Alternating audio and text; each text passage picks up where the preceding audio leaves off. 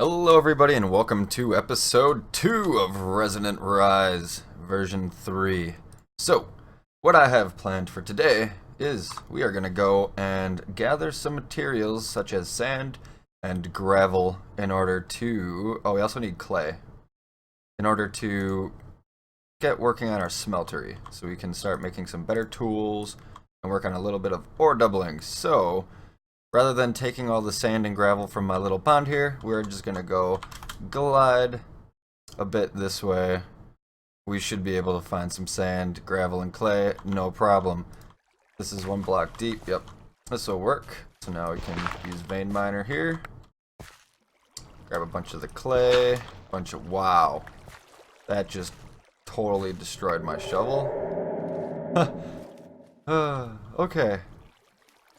Well, I'm glad that works so effectively. We're going to go ahead and craft up one of these, prepare the shovel, and grab some clay. I cannot stress how useful this vein miner is, though, compared to having to dig these block by block. That's a lot of salt blocks there. We got a good amount of gravel. I guess I'll try to grab some of this. Wow. Cool. So my shovel now has auto repair, and it gave it 1 bonus modifier. So that is handy. Go ahead and repair it once more. Gotta go find some sand. So, we go fly on over here. Looks like a promising spot. Can go ahead and try this out. It doesn't look like it's working for sand. I wonder if there's just too much sand around, but we will destroy and completely grief the terrain here. Fix those rapids.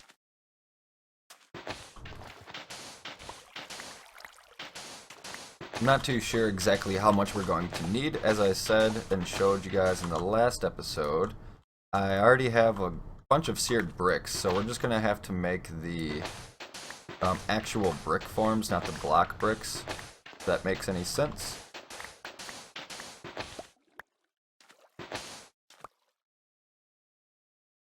Uh-huh. 44 sand. Got a good amount of clay. I really wish the vein miner worked on this, though. On the sand, I should say. Grab a little bit more clay, and it's broke again. So, fix her up, take it back, and grab some of this sand as well. So in order to make the seared brick, we need grout, and in order to make the grout, we can use a block of clay. So I'm gonna go ahead. Pardon my phone. Mute that. So we got a good amount of clay blocks. Give a little sand there and a little gravel. Grout. We got 2 stacks. That should be fairly good, I guess, with our gravel to sand ratio, however. I'm going to try to grab a little bit more sand. And once I go ahead and grab the sand, I will return back to the base. Oh, I did not notice there's tainted land over here. I hope that doesn't spread to our base. 200 meters out. That could be dangerous. I think that stuff is cursed or something like that, unless that's just the... Yeah, that's not pretty. To my knowledge, that stuff will spread, and it will kind of take over the area around it. So I guess we will continue trying to make progress at our base, and in the future, if we see that all of that purple evil stuff is spreading, we will have to move. But until then, I'm going to go over to this beach, grab some more sand, and I will see you back at the base. Alrighty, and we are back at the base. I got some more sand, however, something is going on with the base here. Now, I believe you can force reload chunks, what is it, control... or F3 and H? No? Oh boy. Well, there's only one solution to this. That is to disconnect, to my knowledge, and reconnect real quick. So we will go ahead and do that, and then our chunks are back. Hooray! I can hear some skeletons and baby zombies nearby, so there's probably some sort of cave. If I zoom in on the mini-map here, you can see they're down here somewhere.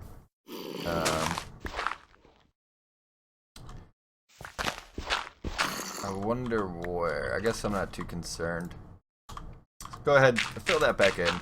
Anyways, now that we have this stuff, we can make a little bit more grout, just in case we need it. And go ahead and make 2 furnaces. Set these bad boys down, and I guess we'll set them here. 2, 8 for a full stack, of course. And we'll get that grout cooking. So now that that's taken care of, I'm gonna go ahead, put the hang glider back in the backpack. We can store the spare sand and gravel in this chest. Trying to stay a little organized here. And yeah, so these seared bricks will allow us to craft a couple things that you can't normally find from the villages, such as these faucets, and where's the drain? Tinker's construct. We need a controller, a drain, and a seared tank. So, oops. In order to make the drain, we need 6. In order to make the controller, we need 8. So if we want about at least 2 drains, that'll be 12. 24 for 4, plus 8. Need, what is it, 32. Math. And then some glass, and 8 more. So we need about 40 of these bricks, and some glass. So with this, we'll go ahead and make a half stack of glass. We'll make a couple extra furnaces as well, and got a lot of coal laying around, so we'll make 2 more and set those over here. Research finished. Heated furnace. I still have no clue what that is used for. Make some more of that. Throw in that. 4 pieces of coal, and we are on a roll here. So I'm thinking where we're gonna want the smelter. So if we're gonna build a base up here somewhere, we can keep most of this early game stuff down here, and if we could fill this in a little bit with dirt, I guess. So just start filling that in. This will be plenty of space for a smeltery. Now if you press F7, I can bring up anywhere mobs may spawn. It'll show some, yep, yellow X's like that. And very handy tool or utility that is included in most mod packs, my knowledge. We can go ahead and relight up that area. No mobs sneak up on us. And yeah, that looks fine. So go ahead and grab what we do have for a smeltery, and we can begin the base. And you can make these whatever size you want, but oh my goodness, these monsters are getting annoying. I'm gonna turn those down a little bit until I can figure out where they are coming from. That's it. I will find them. It is time for them to die.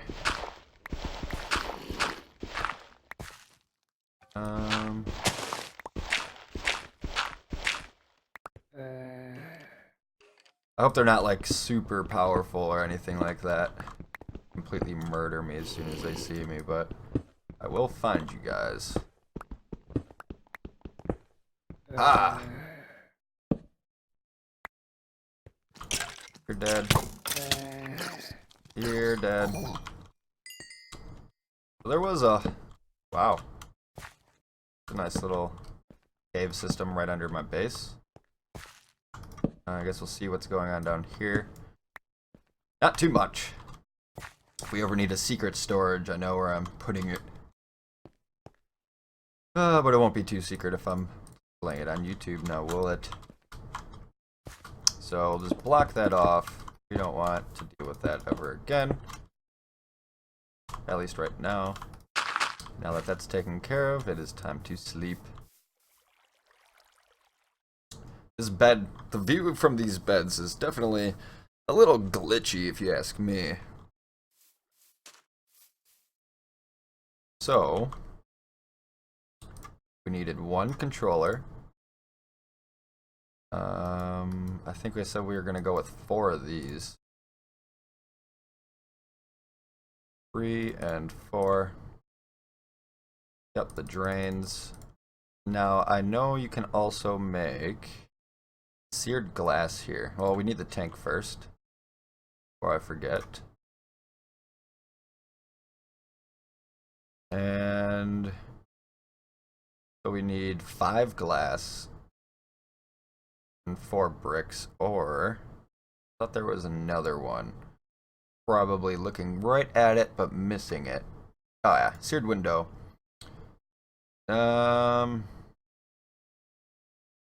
We do have more bricks than glass, so I will take what we have, and we will craft a couple windows. So let's say I want a window right here in the middle.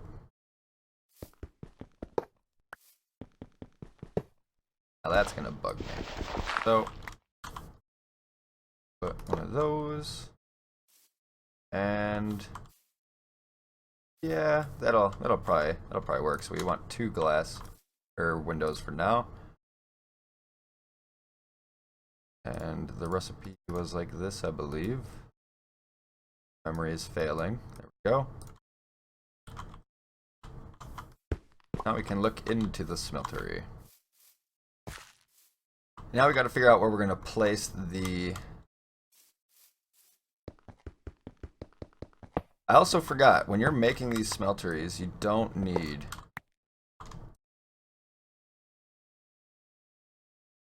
to have the corners filled in. So I'm going to go ahead and get rid of that. And there's a reason behind this, even though it may not look as good, I'd say. It allows you to make more use out of each drain. In which case, I think I messed up and I only need 1 or 2 drains. But if I put a drain here,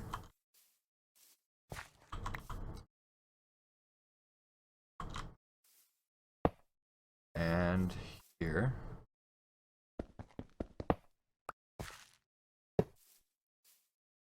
I will be able to place my casting tables down on one side.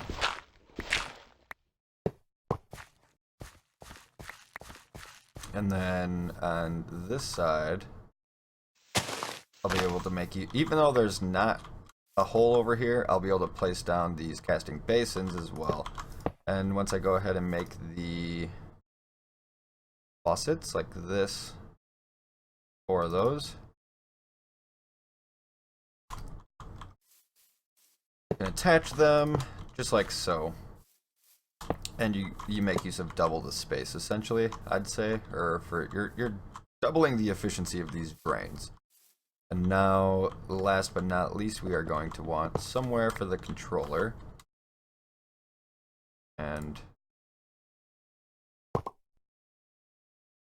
once I get some lava, we will test and see if this thing works. So,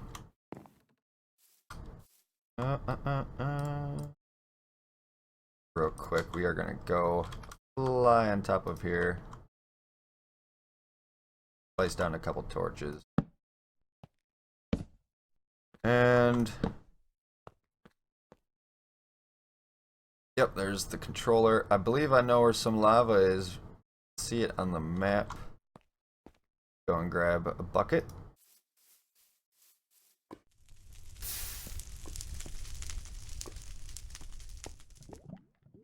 Lava achieved.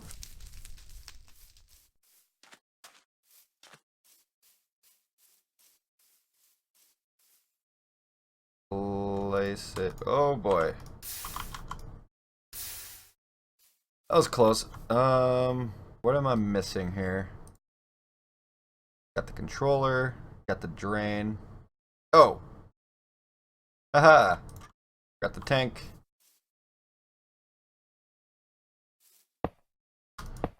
So, place that on... Wait, no, the controller doesn't need to be on top of that, I don't believe. So we can put that over here. And now it's a valid structure. So for somewhat of a symmetrical deal, we'll put the controller here. And just a normal brick right there. Should be able to put lava in there, and yes, that's working. So now we want some gold. Do I have some gold ore yet? No, I do not. So if we go to the controller, we can throw the gold in, and it looks like they turn into blocks. All good.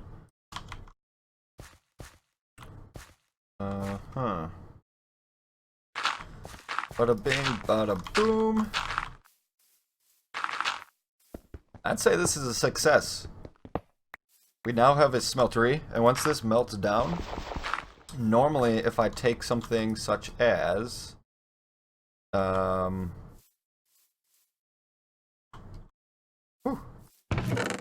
something such as this 16 copper, if I throw this 16 copper in there, it will turn into 32 copper, which is awesome.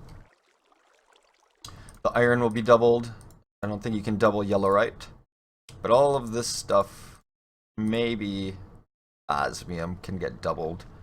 However, the reason I'm putting gold in there at the moment is because if we place an ingot down here on the casting table, once it is melted, we have 4 ingots worth of gold. We can pour the gold over the ingot, and now we have... Did that just burn my ingot?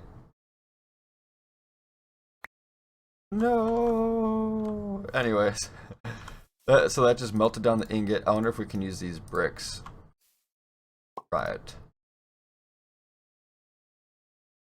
Will you kill my ingot as well? Yes. Well, now we have at least 2 ingot castings.